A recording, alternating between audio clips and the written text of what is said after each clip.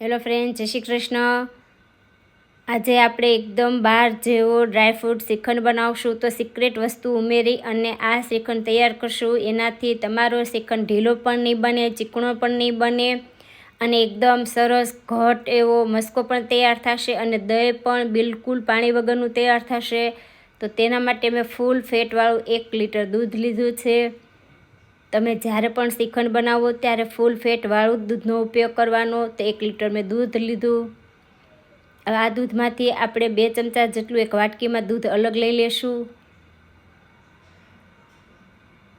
હવે આ દૂધને ગરમ કરવા મૂકીએ। તો સિક્રેટ વસ્તુમાં મેં 1 ચમચી મિલ્ક પાવડર અને 1 ચમચી કોર્નફ્લોરનો ઉપયોગ કર્યો છે। તમે ફરાળમાં આ શ્રીખંડ ખાવાના હોય તો તકદીનો લોટ નાખવાનો 1 ચમચી। તો બરાબર મિક્સ કરી લેશું। આનાથી દહીં એકદમ ઘટ બનશે અને પાણીવાળું બિલકુલ નહીં બને। તો હવે દૂધમાં ઉમેરશું। તો એક ઉફાળો આવે ત્યાં સુધી આ દૂધને આપણે ગરમ થવા દઈએ। તો આનાથી દૂધ એકદમ સરસ ઘટ એવું બનશે અને મઠ્ઠો પણ એકદમ ક્રીમીનેસ તૈયાર થશે। તો દૂધ આપણું સરસ ઉકળીને તૈયાર થઈ ગયું છે। હવે ગેસની ફ્લેમ બંધ કરી અને દૂધને ઠંડુ થવા દેશું। તો આ જ વાટકીમાં આપણે મેળવણ તૈયાર કરશું। અડધી ચમચી મેં મોળું દહીં લીધું છે। આ રીતનું ઘટ એવું હોય એવું જ દહીંનો ઉપયોગ કરવાનો। થોડું દૂધ ઉમેરશું અને દૂધ ઠંડુ થઈ જાય પછી જ ઉમેરવાનું છે। તો મેળવણ તૈયાર કરી લઈએ ચમચીથી। આ દૂધ અને દહીં બરાબર આપણે મિક્સ કરી લેશું। હવે દૂધ આપણે ઠંડુ થઈ ગયું છે તો આંગળીએથી ચેક કરી લેવાનું। ઠંડુ થઈ જાય પછી મેળવણ એડ કરી અને આ રીતે ચમચેથી હલાવીને મિક્સ કરી ઢાંકી 5 કલાક દહીંને થવા દેશું। તો 5 કલાક જેવું થઈ ગયું છે તો જોઈ લઈએ દહીં સરસ જામ્યું છે કે નહીં। તો તમે જોઈ શકો છો કે દહીં એકદમ સરસ જામી ગયું છે। દહીંમાં બિલકુલ પાણીનો ભાગ નથી રહ્યો।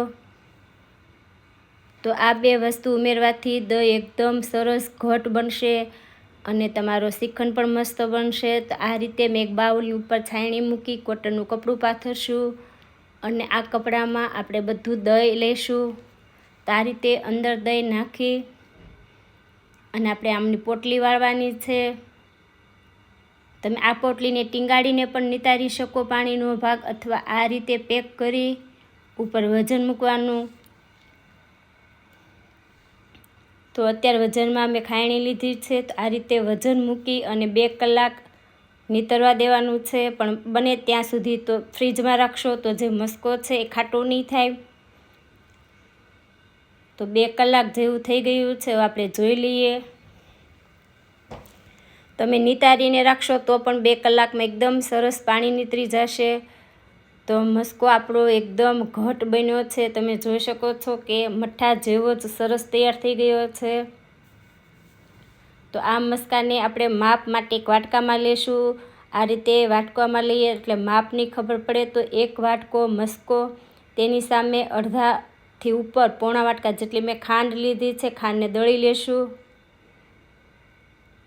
આપણા ઘરે જે આંક હોય રોટલી ભાખરીના લોટને ચાળવાનો, એ આંક લઈ વાસણમાં ઉપર રાખી અને થોડો મસ્કો અને ખાંડ એડ કરી આ રીતે મસ્કાને આપણે ચાળી લેશું।